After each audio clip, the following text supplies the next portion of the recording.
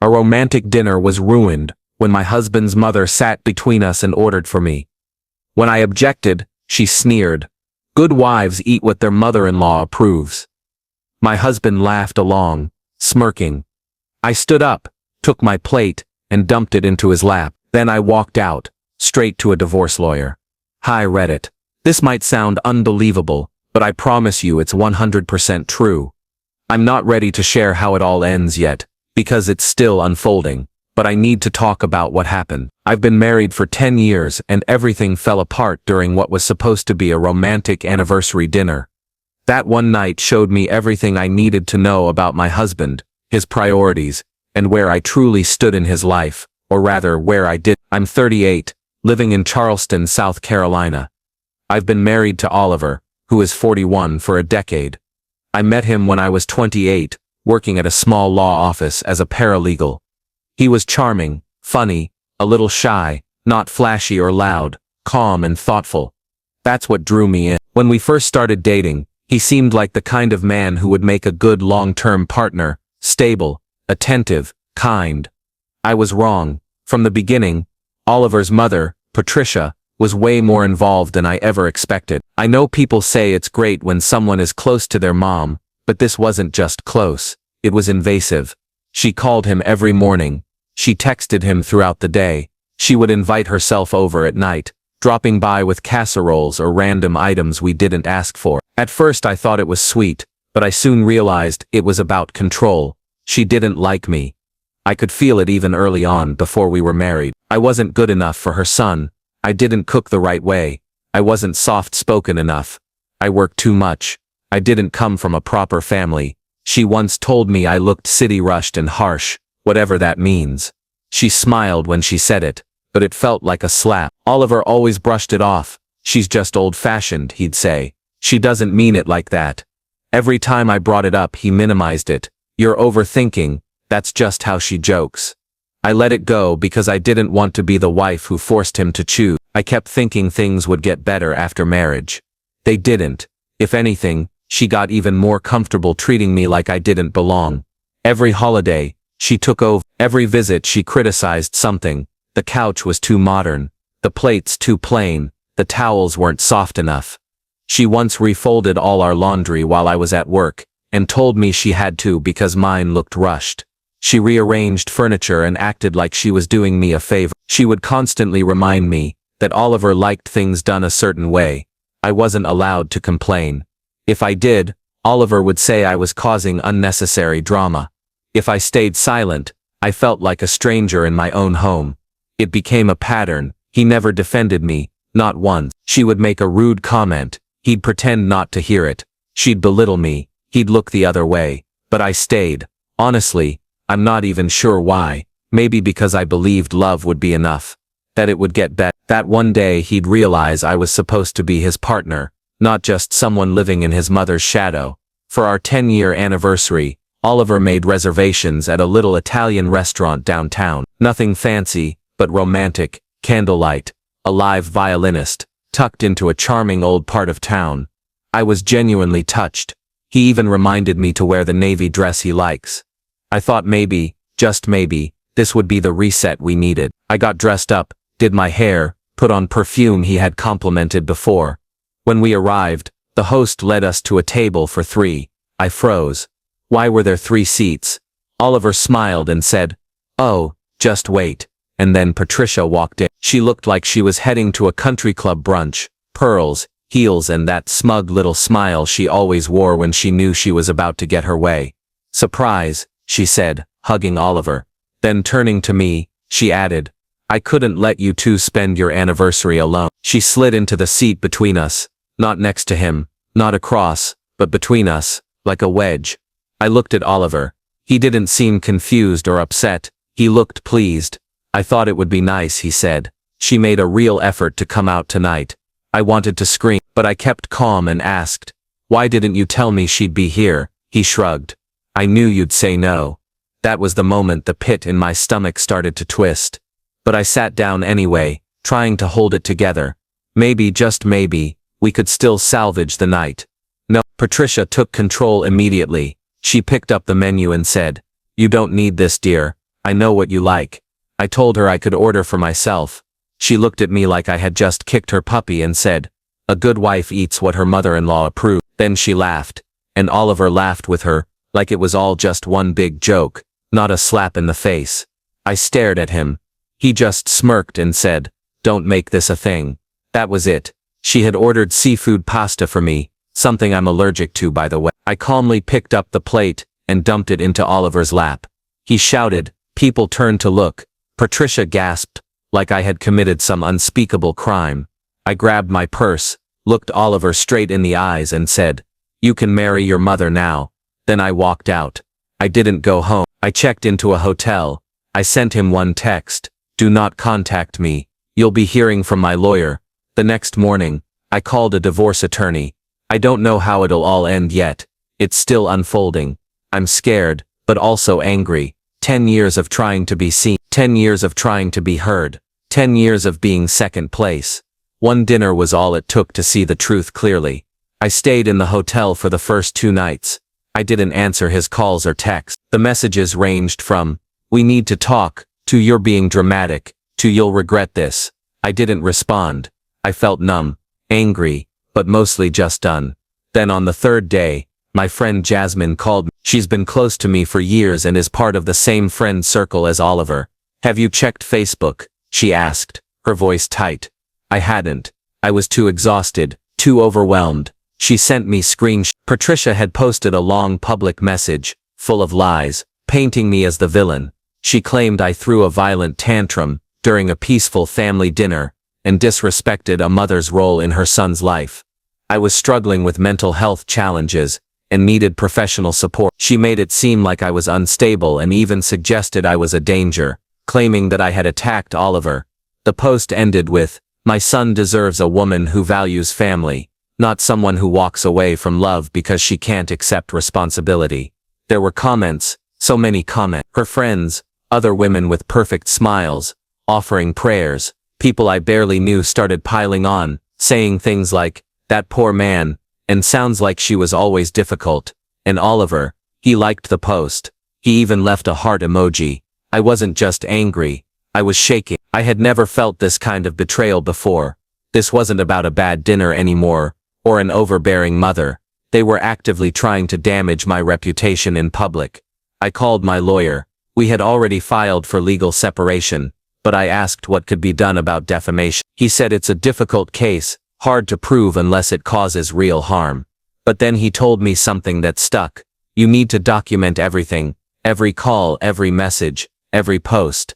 This is a battle now. A week later there was a knock on the door of the temporary apartment I had rented. It was Jasmine. She looked shaken. You're not going to believe what I found out, she said. Apparently Oliver had been seeing someone else. Not officially, not openly, but Jasmine overheard him at a party talking to a friend about a woman from his gym he'd been secretly spending time with. She even showed me a photo she snapped at the party. Oliver standing way too close to a woman with dark red hair, his hand resting on her lower back.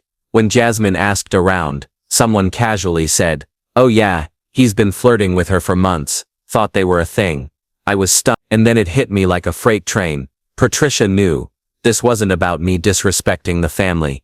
It wasn't about one bad dinner. Patricia was covering for Oliver, helping twist the story so that when the divorce happened, people would blame me, not him, for moving on so quickly. I don't have solid proof yet, but deep down I know. 3 days ago, I received a letter in the mail, not from a lawyer, but from Patricia herself.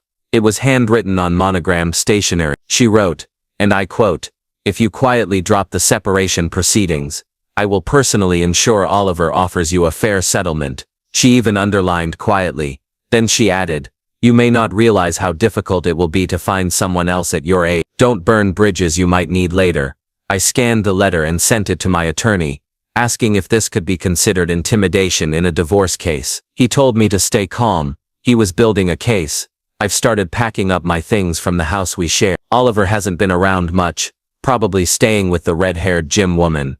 Good for him. He still texts me sometimes, acting like nothing is wrong, like we could just talk it out. But when I don't respond quickly, he flips. First charming, then cold, as if he can't decide which version of himself will get me to come back under control. But I'm not going back. Not after being erased. Not after being humiliated.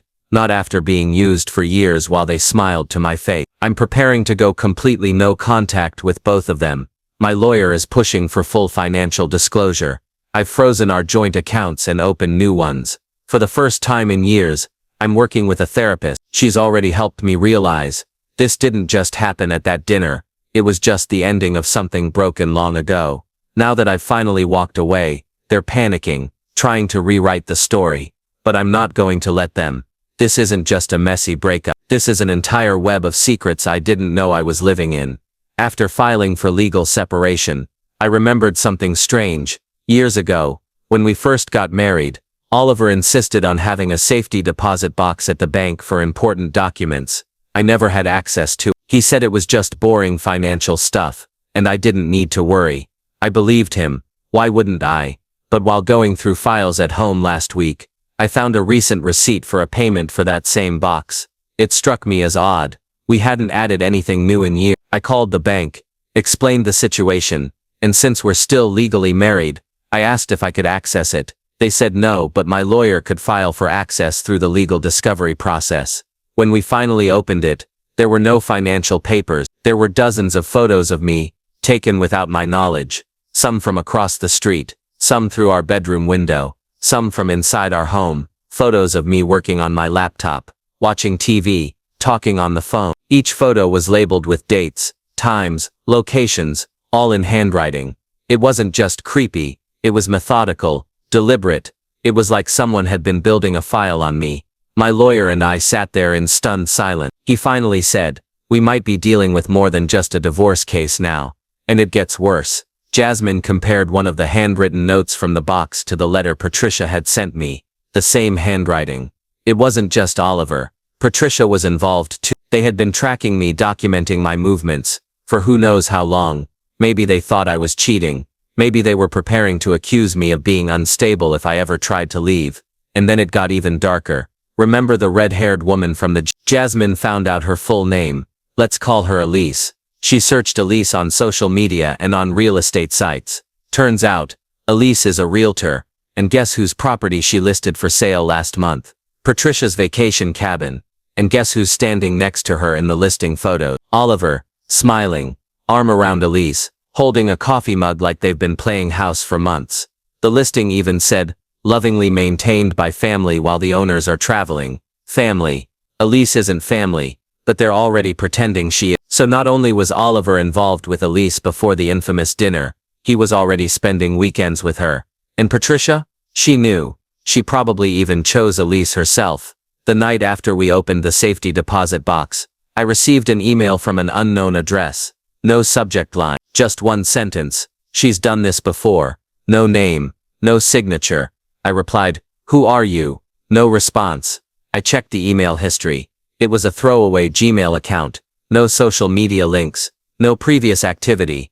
But the message stayed with me. "She's done this before." Did they mean Patricia? Elise? Both? I don't know yet. I've asked my lawyer to look into past court records for Oliver and Patricia. Any property transfers, legal issues, anything. Because now I realize I had only seen the surface of who I married. Yesterday, I finally answered a call from Oliver. I don't know why. Maybe I needed to hear what kind of excuse he'd come up with next. But he didn't make excuses. Instead he said, "You've embarrassed me." Not, "I'm sorry." Not, "I made a mistake." Just that I had embarrassed. He went on about how I was making everything uglier than it needed to be, how I had damaged the image he had carefully built. When I asked him about the photos in the deposit box, he didn't even blink. He just said, "You weren't supposed to find those." I asked if his mother helped him. He said, "She protects me. She always has." That's when it hit me. I hadn't married a calm, steady man. I'd married someone controlled by a woman obsessed with appearances, someone willing to do anything to maintain them. Now that I had broken their illusion, they were trying to punish me for it. The divorce case has shifted from a simple separation to a full-blown investigation. I'm not backing down. They wanted me silent. They wanted me erased. But I'm going to make sure the truth is heard. After that anonymous email saying she's done this before, my lawyer started digging. What we found still makes me sick. It turns out Patricia had, indeed, done this before. Oliver was once engaged to a woman named Lisa. They were together for nearly 4 years. Engaged for one. Lisa was never once mentioned to me, not by Oliver, not by Patricia. It was like she had been erased. Lisa had a breakdown right before their wedding. According to court records, she spent 3 weeks in a hospital. But before that breakdown, Lisa had filed a complaint against Patricia for stalking, photos, notes, unannounced visits, anonymous letters at her workplace, claiming Lisa was ruining Oliver's life. Sound familiar? The case was dropped. Patricia presented herself as a concerned mother, and Lisa was labeled unstable. Shortly after, Lisa disappeared from Oliver's life. Now, I knew why. They had driven her to the edge. I managed to find Lisa through a friend of a friend. She lives quietly now in Florida. When we spoke on the phone, she cried. She said, "I thought it was just me. I decided I wasn't going to run like Lisa had. I wanted Patricia and Oliver to be held accountable, not just legally, but publicly. So I did something bold. I invited them both to coffee. I know, it sounds risky, but I had a plan. I chose a busy downtown cafe, got a seat by the window. Jasmine sat nearby, pretending to read. My lawyer waited around the corner, just in case. They showed up, Patricia in her pearls and perfect smile, Oliver stiff in a button-up shirt. I recorded everything. I started light. Why did you do all this? Why lie? Why spy? Oliver tried to deny it. Patricia, however, gave me that cold smile and said, "You never fit in. You don't belong in our family. We gave you 10 years. You failed." Then she said it. Exactly what I needed. We had to protect Oliver after what happened with Lisa. We couldn't risk another scandal. Boom. On tape. Clear as day. I stood up. "Thank you," I said. "That's all I needed." Patricia's face dropped. I held up my phone and said, "Say hello to your next courtroom battle." From there, my lawyer took over. We filed for divorce on the grounds of emotional harm and invasion of privacy. With the recordings, the letters, the photographs, and the evidence from Lisa's case, we had everything we needed. Elise, the redhead, turned out to be completely unaware of the spying or the past history. When she found out, she packed up and left. Good for her. Patricia tried to defend herself, claiming she acted out of concern for Oliver's safety, but the judge wasn't convinced, especially after hearing Patricia's own words from the recording. At the final hearing, I was awarded the house, a full financial settlement, and a no-contact order against Patricia. She is not allowed near me again. Oliver lost almost everything. The cabin, the car, his reputation. His employer eventually transferred him to another state to avoid the scandal. Now here's where I own my part. I stayed too long. I ignored my instincts. I believed that if I just tried harder, smiled bigger, worked more, I could fix it. That was my mistake. Love isn't supposed to come with conditions. It isn't supposed to come with surveillance or silence when you're hurting. If I had left sooner, maybe they wouldn't have stolen 10 years of my life. But now I'm taking my life back. I moved to Asheville, North Carolina. I opened a small bakery. Every day starts with fresh air and peace. No one watching me. No one tracking my steps. I see Jasmine every week. We laugh now. Sometimes we marvel at how crazy it all was. I stay in touch with Lisa too. We're healing together. As for Patricia and Olive, let them sit in the perfect silence they built. They wanted someone obedient. Instead, they created someone strong enough to burn their illusion to the ground. Good wives may eat what their mother-in-law approves. But free women, they serve justice.